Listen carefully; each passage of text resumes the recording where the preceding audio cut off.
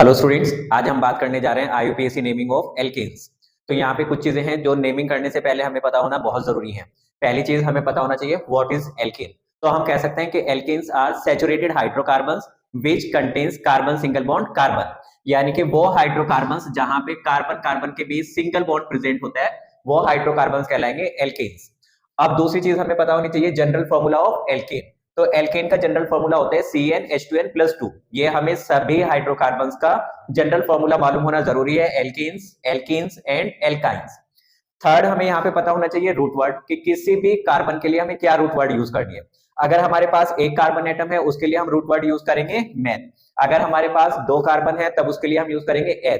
तीन carbon atom के लिए हम यूज करेंगे प्रोप। चार के लिए हम यूज करेंगे ब्यूट। 5 के लिए हम यूज करेंगे पेंट।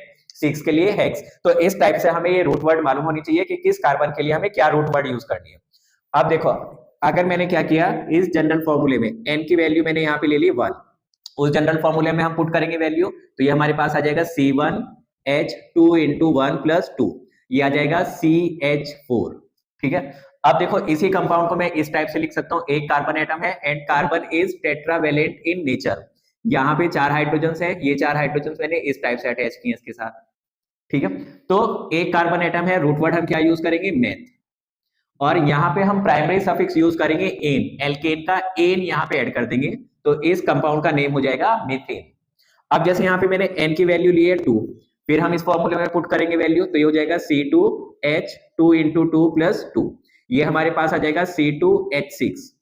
ठीक है। अब देखो यहाँ पे क्या करोगे, सबसे पहले जितने भी कार्बन एटम्स हैं उनको लिख लोगे। 2 कार्बन एटम्स हैं, ये मैंने इस टाइप से लिखा है, और एल्केन में क्या बताया कि कार्बन कार्बन के बीच सिंगल बॉन्ड होगा। अब कार्बन की वैलेंसी को सेटिस्फाइड करो, हर कार्बन एटम के साथ 4 बॉन्ड्स लगेंगे। ठीक है, 1 2 3 4, ऐसे यहाँ पे इसकी वैलेंसी सेटिस्फाइड करोगे। अब देखो यहाँ पे नंबर ऑफ हाइड्रोजन एटम्स कितने हैं, 6। ये हाइड्रोजन अटैच कर दो सभी के साथ।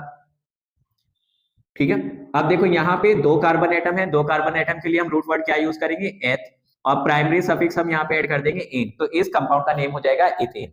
सेम ऐसे अब अगर मैंने यहाँ पे एन की वैल्यू 3 ली है, इसको भी हम यहाँ इस फॉर्मूले में पुट करेंगे, ये हो जाएगा C3H2 इंटू 3+2, ये हमारे पास आ जाएगा C3H8, ये आ जाएगा हमारे पास। ठीक है। 3 कार्बन एटम्स हैं, 1 2 3, ऐसे 3 कार्बन एटम्स लिख लिए। इसके बाद कार्बन की वैलेंसी को सेटिस्फाइड करोगे तुम लोग। अब देखो 8 हाइड्रोजन हैं, तो 1 2 3 4 5 6 7 8। ठीक है। अब देखो 3 कार्बन एटम्स हैं, 3 कार्बन एटम्स के लिए रूट वर्ड हम यूज करेंगे प्रो, और साथ में यहाँ पे हम प्राइमरी सफिक्स ऐड कर देंगे एन, तो इस कंपाउंड का नेम हो जाएगा प्रोपेन। सेम ऐसे अब मैंने अगर एन की वैल्यू 4 लिया है, यहाँ पे इसी फॉर्मूले में पुट करेंगे जैसे हमने यहाँ पे किया है, तो ये हमारे पास आ जाएगा C4H2 इंटू 4+2, ये आ जाएगा C4H10। ठीक है। अब देखो 4 कार्बन एटम्स हैं, तो 1 2 3 4, कार्बन की वैलेंसी को सेटिस्फाइड करोगे और यहाँ इन्हीं के साथ हाइड्रोजन अटैच कर दोगे सभी के साथ इस टाइप से। ठीक है। और यहाँ पे हाइड्रोजन कितनी है 10, तो देखो ये हमारे पास हो गई 10 हाइड्रोजन हो गई, यानी कि C4H10। अब देखो रूट वर्ड हम क्या यूज करेंगे ब्यूट, और साथ में प्राइमरी सफिक्स के ऐड कर देंगे यहाँ पे ए, तो इस कंपाउंड का नेम हो जाएगा butane.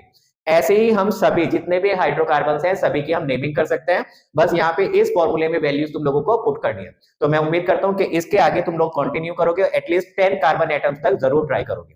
Thank you so much.